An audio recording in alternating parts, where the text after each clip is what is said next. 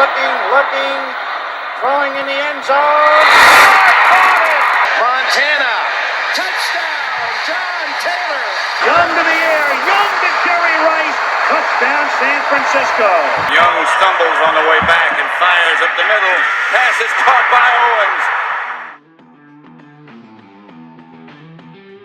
Hello and welcome to this episode of the 49ers Plus podcast. I'm your host, Al Moriello, and this is your source for the most objective 49ers discussion and analysis, plus timely and entertaining sports and pop culture topics. And today we're going to be discussing rumors or reports about possibly trading or releasing one of the 49ers running backs. I'll get into pros and cons of each decision. Then we're going to be talking about rankings, where the 49ers defensive position groups rank per Pro Football Focus, overall defensive rankings per Pro Football Focus, and how many 49ers made it to the top 100 player list in CBS Sports rankings, and what this ultimately means expectation-wise for the upcoming season. There is going to be no plus content this week. We'll pick up again next week. But like always, it starts and today it ends with the 49ers. So let's get right into it. Let's talk Niners.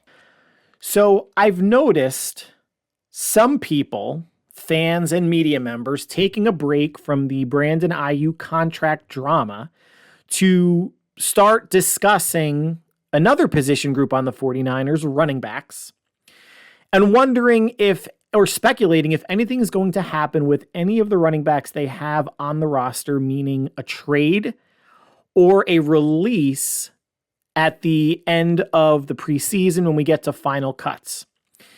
And that's due in part to the draft, to a free agent acquisition that was being made, to Eli Mitchell being in the final year of his deal, and ultimately Christian McCaffrey having such a dominant season, Offensive Player of the Year, NFL MVP finalist.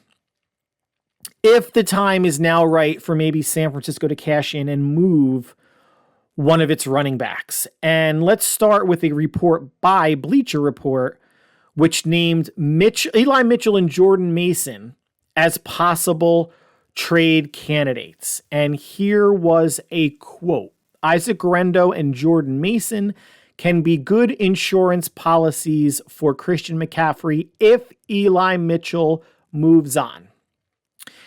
And that was, in a stupid way, strengthened or supported by Grant Cohn, famous 49er troll, and he who puts out content just to put out content, doesn't really put a lot of thought behind some of his content, but has to do an article X number of days a week. And here's one in which he thinks, or there was one in which he thinks that Jordan Mason, could be a really good starter for another team. So to both Bleacher Report and Grant Cohn, I say no, not at all. And it reminds me of a quote from Amazon Prime's show The Boys earlier on in the season, in which their female CEO figurehead has a conversation with the Deep in an elevator, and she comes away from it saying, there's something to the effect of, dumb people trying to sound smart makes me want to eat my own shit.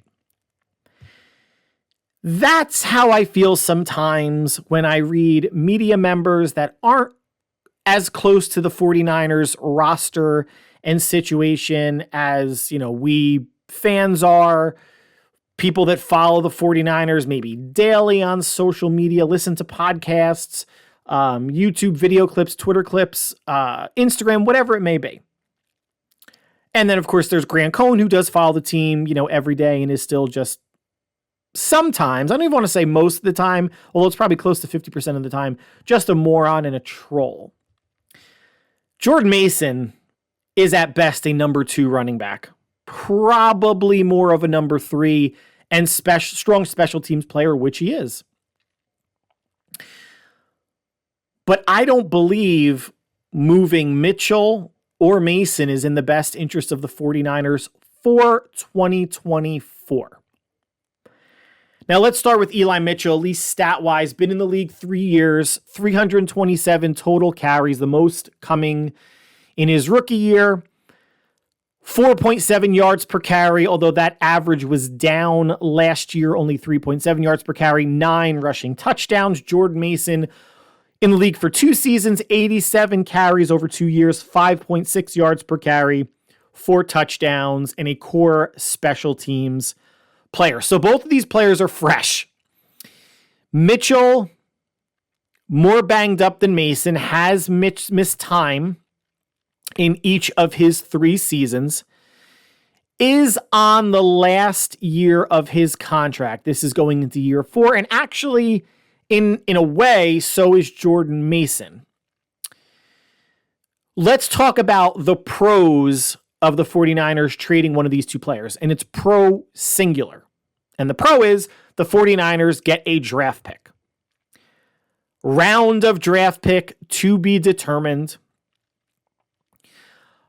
Only Eli Mitchell has trade value to me, but he is not a player that a team would look at as okay for a 1-year rental, as someone who would help push a team, say, into the playoffs or as a division winner. And then if you trade for him and you believe in Eli Mitchell, does that mean you're going to give up a draft pick and a contract for him? Right off the bat, do you wait this season? Running backs have become such a commodity that 49er fans, we fans, and fans of any team, romanticize and overvalue players on their favorite teams. It happens in every team, every sport. This is a situation where sometimes we can't see the forest for the trees, and trade value, the market, other GMs, other head coaches, other personnel people around the league have a better read on how valuable said player is than we fans do. So Mitchell, to me, is the only one that has legitimate trade value. What is that going to pick look like? Who knows? Jordan Mason, 1 year younger, less wear and tear. He's actually an exclusive rights free agent in 2025, meaning the 49ers just have to tender him a contract if he stays with the team, which I believe he will, and he's on the 49ers in 2025. If he gets traded to another team, that exclusive right free agent tag, if you want to call it that, still applies. So they would have Mason under their control for 2024 and 2025. Again, as long as they offer him a contract, and it would be a unrestricted free agent minimum contract for someone going into his 3rd year who was an undrafted player, which Jordan Mason was. But what is he worth? Is he worth a 6th round pick, a 7th round pick, a pick swap? Again, we're not talking a starter here. It's a number 2 running back at best, probably number 3. And is someone going to trade for a number 3 running back? Probably not. You could just pick someone up off the scrap heap. You could pick someone up off the street for that. Even a number 2 running back, you could pick someone else off a practice squad once the time comes, once 53-man rosters and 16-man practice squads are established. Now, if you want to go back to the parallel or the comp, we only have to go back to 2022 in terms of the Niners trading a running back and trade compensation. A week after the 49ers traded a bunch of picks for Christian McCaffrey, Jeff Wilson Jr. asked the 49ers for a trade. They weren't looking to trade Wilson. They had a running back room of McCaffrey, Mitchell, Wilson, and Ty Davis-Price, who was a rookie at the time. Jeff Wilson saw McCaffrey come in, asked for a trade. The Niners accommodated him to the point that he went to Miami with Mike McDaniel and Raheem Mostert, familiar in that system, and has performed well the past year and a half. Got banged up a little bit as well.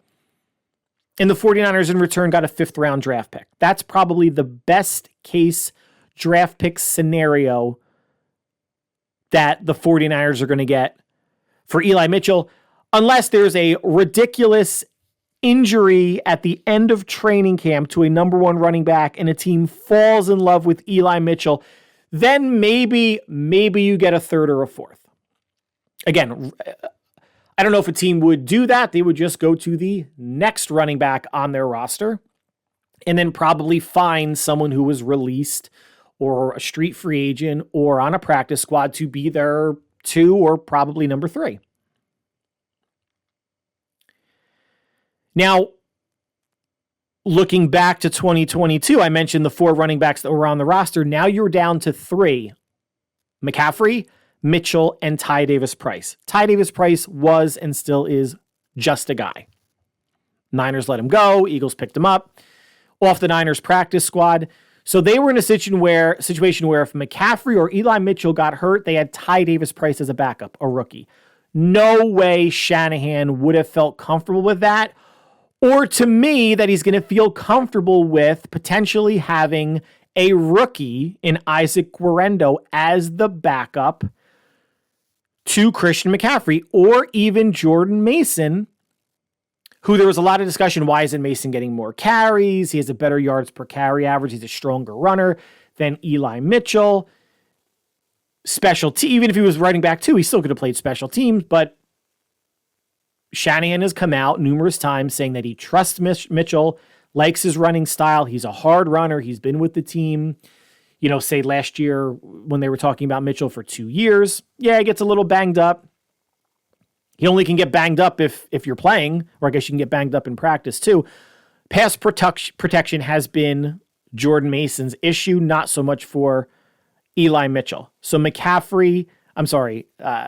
Shanahan obviously trusts McCaffrey, Offensive Player of the Year, then Mitchell, then Mason, and Isaac Guerendo may be running back 4 in 2024. And when or if that happens, you guys should not be they wasted a draft pick on Isaac Guerendo. Guerendo's got to earn it. Remember how green he is still in terms of running back carries. It means he's fresh. Has not started for a full season in college. Started off at Wisconsin. Transferred his last year to Louisville, where he had his best year. Did not go over 1,000 yards. Posted the fastest 40 time at the combine. And is a big back. And apparently has pretty decent hands as well. Yeah, people are going to make a big deal out of OTAs where he's slipping and falling a couple times and couldn't really find the hole. He's a rookie. That's going to get better with more reps, and he's going to be getting more reps in training camp and preseason games for sure, because McCaffrey's not going to play and Mitchell's going to play sparsely. They're going to play Mason and Guerendo and Cody Schrader, the undrafted free agent out of Missouri, and Patrick Taylor, a free agent from the Packers. But let's didactically go through the cons about why this does not make sense to trade either one of them. If the 49ers truly want to reduce McCaffrey's workload, per Kyle Shanahan, those words came out of his mouth, or that they could do a better job protecting McCaffrey from himself and giving him a breather on early downs, then Mitchell is the guy. He's the guy that Kyle trusts. He's been there the longest. And we're not talking, he's not a 9 or 10 year vet. He's going into his 4th year. Doesn't put the ball on the ground. Can pass protect. He's going to trust him. He already trusts Mitchell more than Mason. He will trust Mitchell more than a rookie. He will trust Mitchell more than an undrafted rookie and Schrader. He will trust Mitchell more than Patrick Taylor coming in as a free agent. I said before, but this is just number 2 on the list. If they trade Mitchell, do you really think Kyle is going to trust a 3rd-year player in Mason who couldn't beat out Mitchell for the number 2 spot, a rookie in Isaac Guerendo, an undrafted rookie in Cody Schrader, or Patrick Taylor, a free agent? No. They've been very fortunate with McCaffrey's health the past year and a half that he's been here. And I understand the value of keeping him on the field. I understand why McCaffrey wants to stay on the field. He's a competitor. He is a 3-down running back / slot receiver threat. No one else can claim that on San Francisco and maybe in the NFL in general.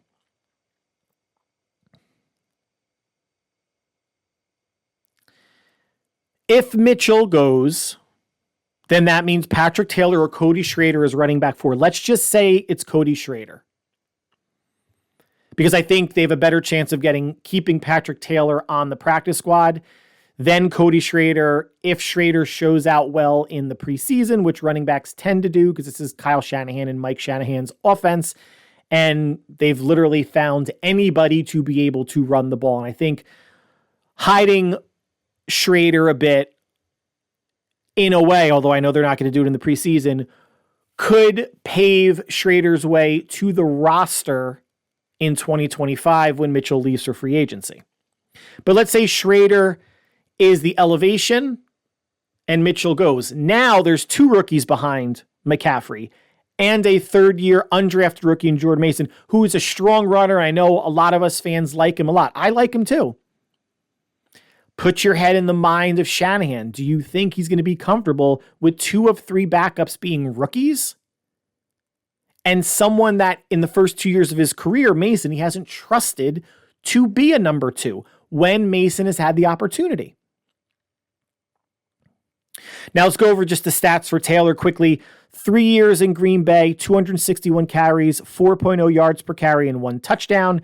He's 6'2", 214, bigger back. Schrader, after transferring to Missouri, 2 years there, 2,372 rushing yards, over 1,600 last year, 5.3 total yards per carry, 23 rushing touchdowns.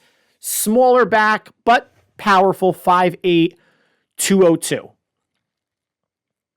Now, I'm not downplaying Patrick Taylor or Cody Schrader. To be on an NFL roster, even a 90-man roster at this point, shows skill. There's a lot of running backs, veterans, rookies, free agents that are still out there that are not on 90-man rosters. And I think it's not crazy to say that in time, Cody Schrader could be a better value pick than Isaac Guerendo. What do I mean by that? That Cody Schrader, should he make his way to the active roster, could perform better as an undrafted rookie free agent than Guerendo performing as a 3rd-round pick. It's not out of the realm of possibility, guys. An injury, an elevation, someone proves their worth. And again, this knack for the Shanahans taking late round or undrafted rookie running backs and turning them into stars sometimes in Denver or very viable options. Wilson, Breida, Mason, Mitchell, a 5th or 6th round pick in San Francisco. There is no need to really think about this at all, and I'm just bringing it up because I've seen it in media reports or articles, speculation from fans as well. There's no real need to think about this until final cuts. You're talking about end of August, beginning of September, to insulate San Francisco based on injury. Say someone gets hurt the first week of training camp and they put out a call to the Niners for Mitchell. I wouldn't trade him. You don't know what's going to happen in training camp or preseason games to your running back stable. If teams call, and granted, if a team calls you in beginning of August, there's no guarantee that that same team is going to make a trade with you at the end of August, so time may be of the essence, but is it worth a 5th or 6th or 4th round pick, and then McCaffrey turns an ankle in practice, or something happens to one of the other running backs? Now you have to start a rookie. This is an all-in year for San Francisco. They're not retooling, they're reloading. And I would expect the same approach next year, even with Purdy getting paid and Debo probably getting traded. They can wait. And then they can think about it. But I still think the 4 running backs on the roster are McCaffrey, Mitchell, Mason, and Guerendo in that order. And again, if Isaac Guerendo is number 4, it's because Jordan Mason has 2 years in the system. That matters. Plays special teams. That matters. Guerendo is a next year pick. He will be taking the place of Eli Mitchell next year, and then they'll have someone else on the roster if in 2025 they decide to carry 4 running backs, which I think they will, and I think they'll decide to carry 4 running backs in 2024. So that means I think and hope both Schrader and Patrick Taylor make their way to the practice squad. So let's get off of running back discussion and talk about San Francisco's rankings from a couple different organizations. First, Pro Football Focus's NFC positional rankings. Both offense and defense has San Francisco number 1 in running backs, their receiving core, their D-line, their linebackers, and their secondary. Detroit came in at number 1 for the offensive line. Now, I think Pro Football Focus has a bit more faith in the 49ers defensive position groups given injury with Greenlaw at linebacker and new additions on the D-line, the secondary, and injuries to the secondary, specifically Hufanga coming off the knee at safety.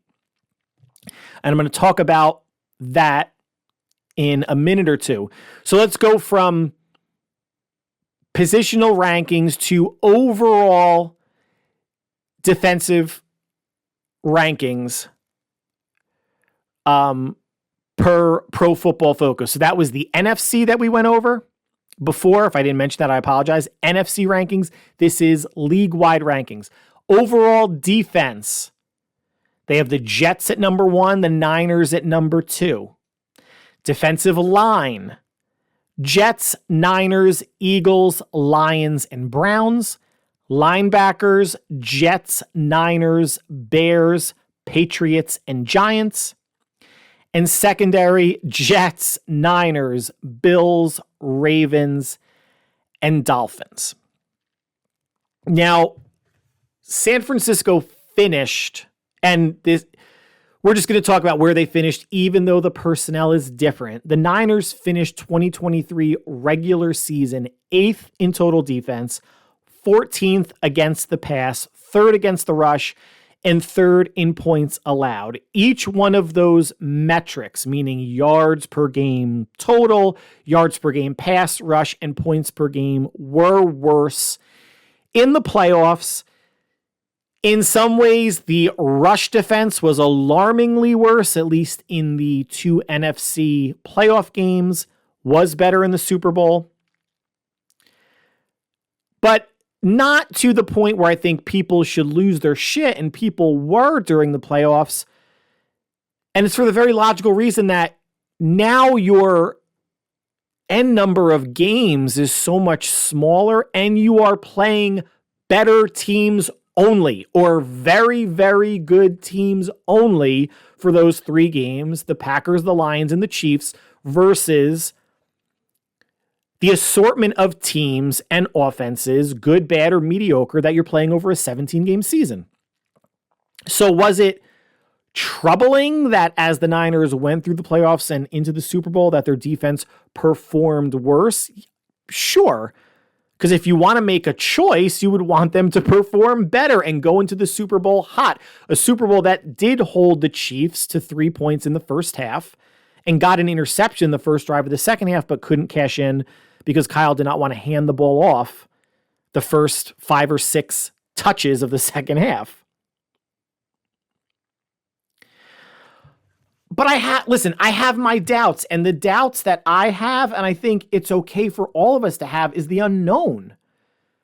I like the cornerback room a lot, and I've been on record saying this is the strongest cornerback room that Kyle and Lynch have had in their time here, and might be the strongest cornerback room going back to 1994, their Super Bowl year, and that was really only because they brought Dion in. Otherwise, it was Dion and Eric Davis, and I can't remember if Tyrone Drakeford was the nickel there. I think he was, or if he came in 1995. Merton Hanks and Tim McDonald. Was Dedrick Dodge one of the safeties? I'm not even looking anything up. I'm just going off of memory here. But the cornerbacks, I like the cornerback room better this year than last year, and I think the 6 that are going to be on the roster, and I think they will carry 6, Charvarius Ward, Diamador Lenore, Isaac Yadam, Renardo Green, Rock Ya-Sin, and Darrell Luter, meaning Ambry Thomas gone. Samuel Womack, gone. Chase Lucas, gone, among some other minor signings that they made. But we don't know what that team is going to look like, how it's going to gel. I think Lenore should play inside. I don't think he should be the outside corner. He's got the body type to play the nickel. Ward and Yadam are built the same in terms of like height, weight, length.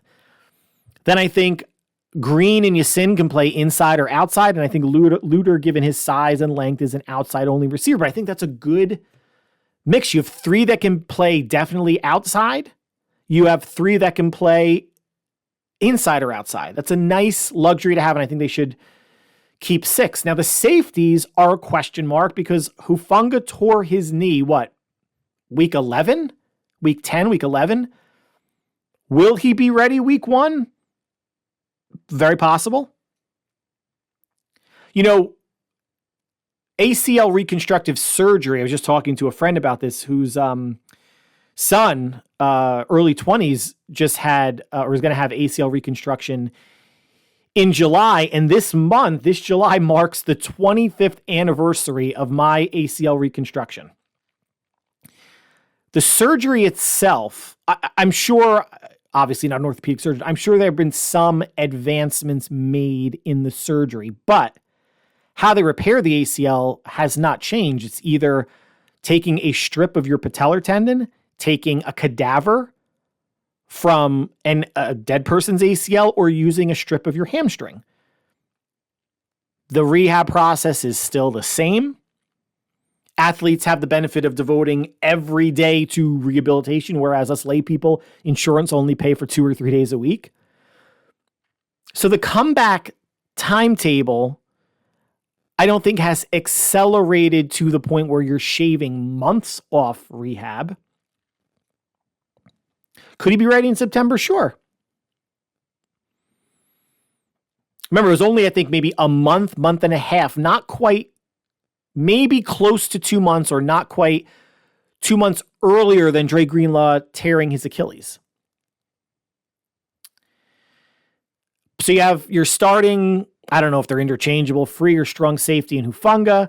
Do we know what Malik Mustafa is, the rookie out of Wake Forest? We know he's a good tackler. We haven't seen him play in this system yet. And George Odom is special teams only. You don't want him starting. Otherwise, you have Eric Harris, a veteran, Taylor Hawkins going into his, I think, second year from San Diego State, and Jalen Mahoney, a rookie undrafted free agent out of Vanderbilt. The safety position as a whole is a question mark due to injury, youth, and experience, but not experience on the actual defensive football field, special teams player. And I've seen a lot of, the Niners should sign Justin Simmons, released by the Broncos. That's going to be a no based on money. San Francisco is going to be, I believe, cautious about any free agent signings they make before the season to mitigate the $38 million they are over the 2025 cap currently, with Brock Steele, with Ayuk Steele, who is going to get a deal. If Justin Simmons is there the first couple weeks of September, and it's clear Hufanga's not right or he has a setback, sure, but Simmons, even on a 1-year deal, is going to want at least $6 or $7 million, at least, per year. Would they give him a 2-year deal to maybe offset a bit and potentially pair him with Jair Brown in 2025? Maybe, but I think that's the vision for Malik Mustafa. So safeties are a question mark. Linebackers, of course, because you have Greenlaw hurt, and I like Devondre Campbell being brought in. Early 30s player, still performed well, but how much of a step back is that going to be? It's going to be a step back, guys. Just how much? Devondre Campbell has the right attitude. Found some quotes from him in terms of, his excitement for being with this team and having, joy and excitement about playing football again. But Per his Outlook quote, my goal right now is to try to learn as much as I can about this defense so I can help them. Whatever is required of me, I'm going to be ready to impress the coaching staff. I want to get on the field because I know nothing is promised or guaranteed. I think given the money that he's making, he's guaranteed to make the roster. And I think based on his competition on the roster, I think he is the clear front runner to play alongside Fred Warner. And it's a reason why they went with someone like Devondre Campbell, who has 7 or 8 years or more of experience in the league versus a draft pick. Yes, Tatum Bethune, 7th round pick out of Florida State, practice squad at best. Or if there's massive injuries at linebacker, he may make the 53. But they could have went a younger player.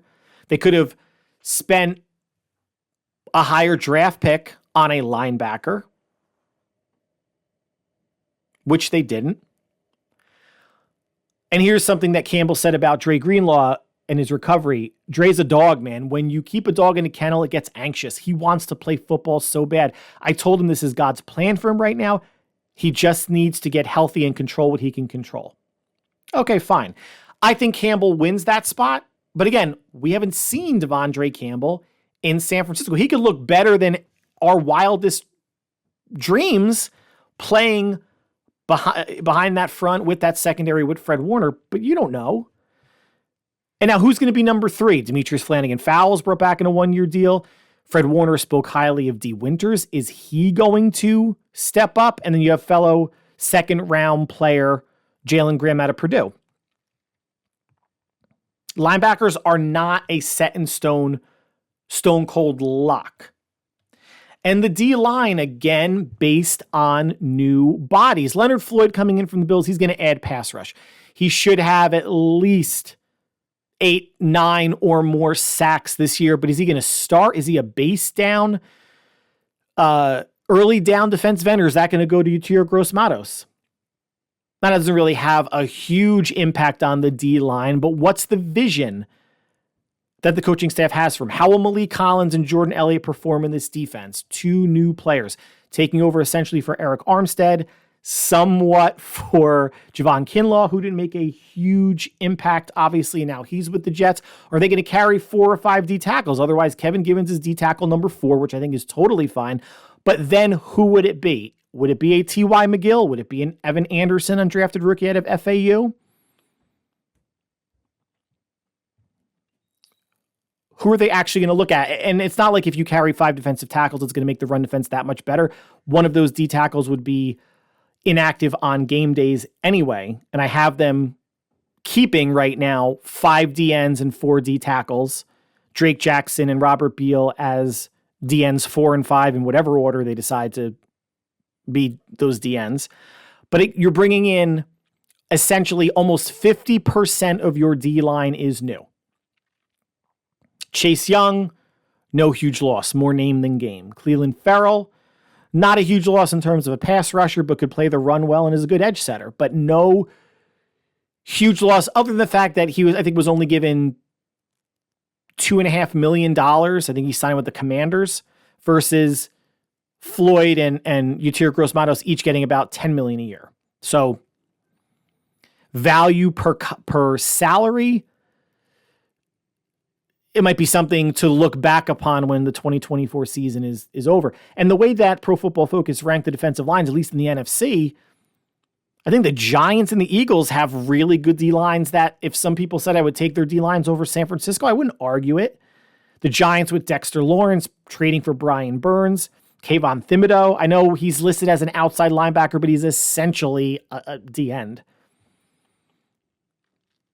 And the Eagles going with Jordan Davis, Jalen Carter, Bryce Huff, and Josh Sweat as the number 3 D-end, but still they have a good, young, deep defensive line. Not to say San Francisco's is crap by any means, but there are other teams in the NFC that I think easily could challenge San Francisco for that top D-line spot.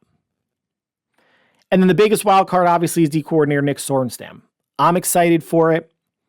I mean, I think coming off the Steve Wilkes experiment, especially what we saw in the playoffs and overtime in the Super Bowl, I think we are excited for anything anybody new. I think there is some value in the fact that Sorenstam was with this team the past 2 years, granted in a secondary capacity, knows what the team wants to do, knows what Kyle wants to do, and he has new pieces at essentially every level of the defense. 4 new D linemen, 1 new linebacker in Campbell.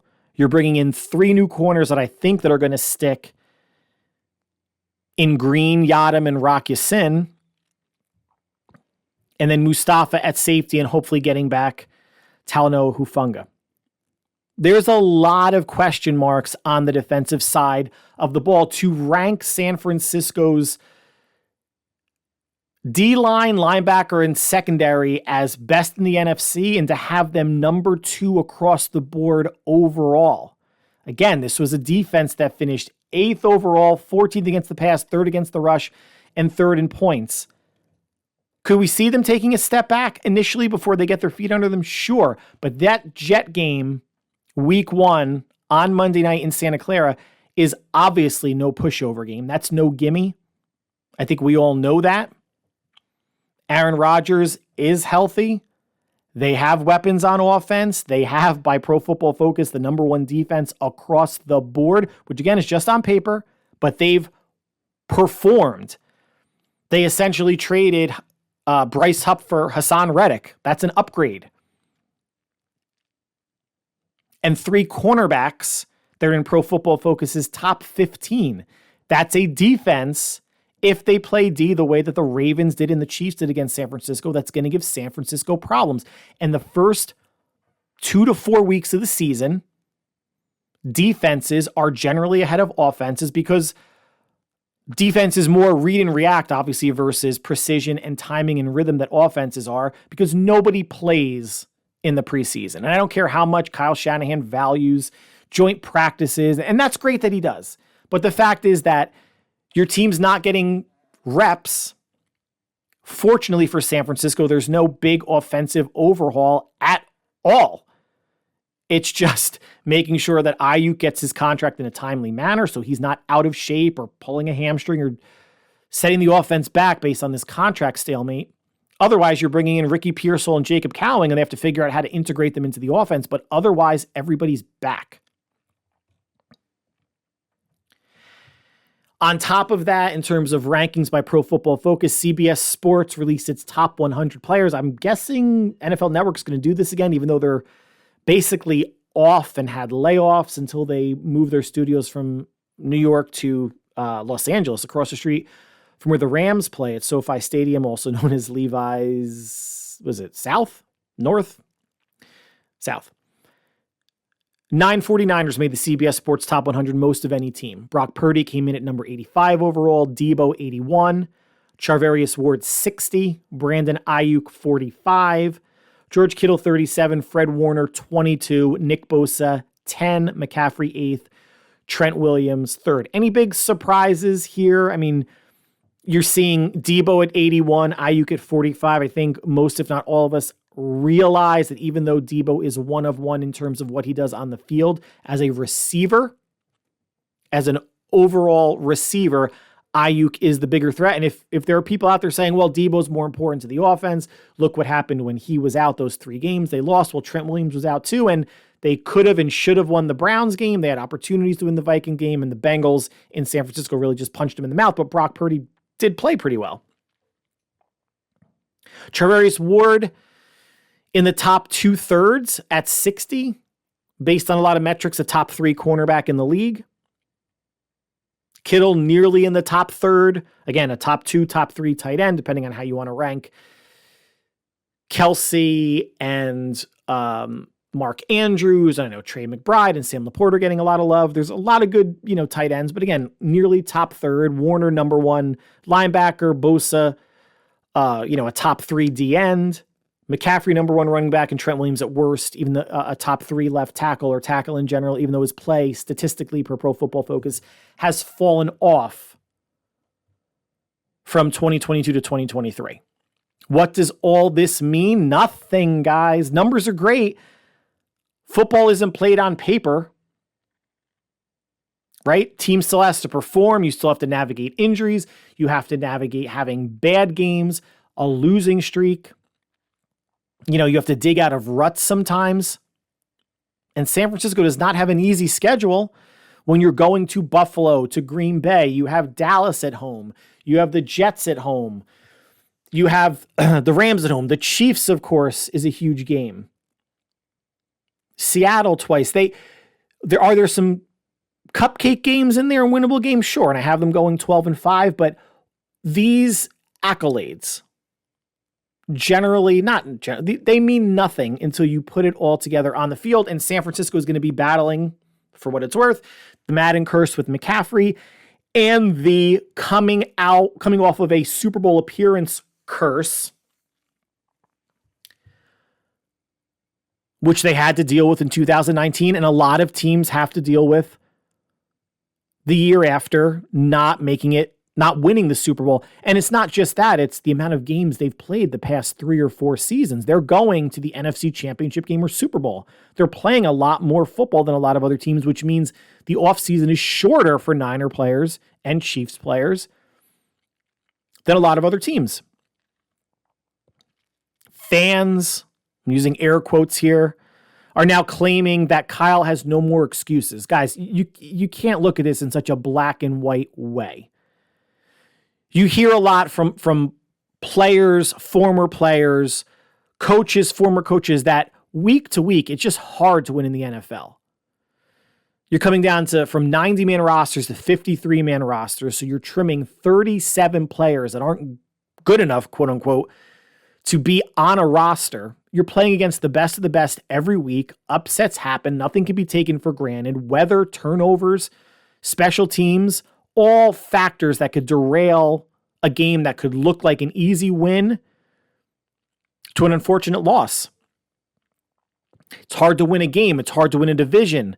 It's hard to win playoff games. Hard to get to the Super Bowl. Hardest yet to win the Super Bowl. And Kyle being crucified for not winning the Super Bowl in 2019 or 2023 or not finishing it off in 2018 with the Falcons, which I think is the biggest gripe that anybody can have. And no one that's a Niner fan is probably a Falcon fan too. But that game against the Patriots is the one I think you can hold Kyle's feet to the fire the most. And I said it before, but that Super Bowl, late in the fourth quarter, Julio Jones makes a crazy catch just outside the Patriot 25-yard line. The Falcons are up by 8. If Kyle hands the ball off 3 times, even if they're just fullback dives, your safest 3 runs to just gain maybe 3 more yards, 5 more yards, no sweeps, no outside zone, something where you can get maybe a hold or a clip or a trip, whatever. Just pound it up the middle 3 times, force the Patriots to use their timeouts. You bring in your kicker. He makes the field goal. You're up 11, game's over. You ice it. They tried passing. They tried running. There was a hold. There's multiple penalties. Got a little bit too cute.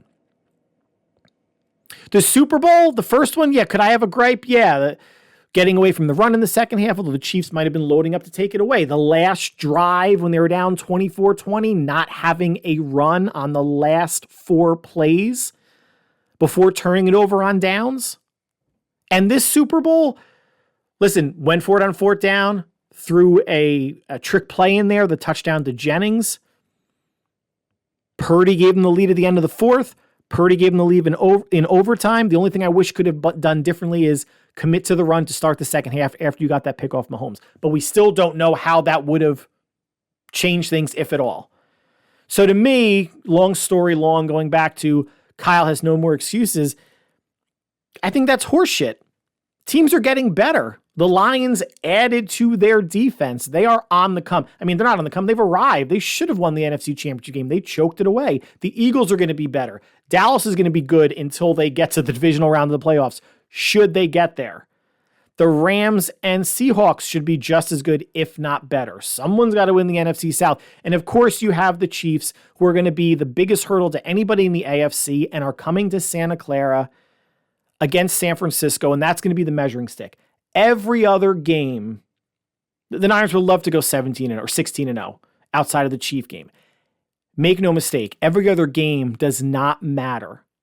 or if that's too strong of a phrase, does not matter nearly as much as the Chief game, because this is the team that they have not beaten their last 4 meetings, going back to the game in 2018 in Arrowhead where Jimmy tore his ACL.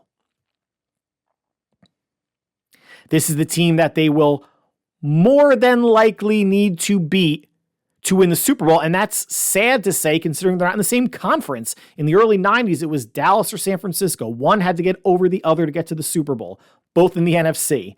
It seems like the Niners, if they're going to get that ring, will ultimately have to beat Patrick Mahomes, Andy Reid, and the Chiefs. And to me, the fact that Kyle has lost to a generational quarterback in his last 2 Super Bowls, there's no shame in that. And Mahomes, the generational quarterback I'm talking about, his Super Bowl loss came to Tom Brady. Granted, Mahomes had that foot issue and the offensive line couldn't give him any time.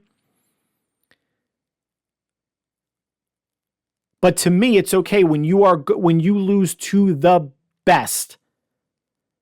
All those times you want to say, oh, the Niners beat the Bengals twice in the Super Bowl, it was because of Montana.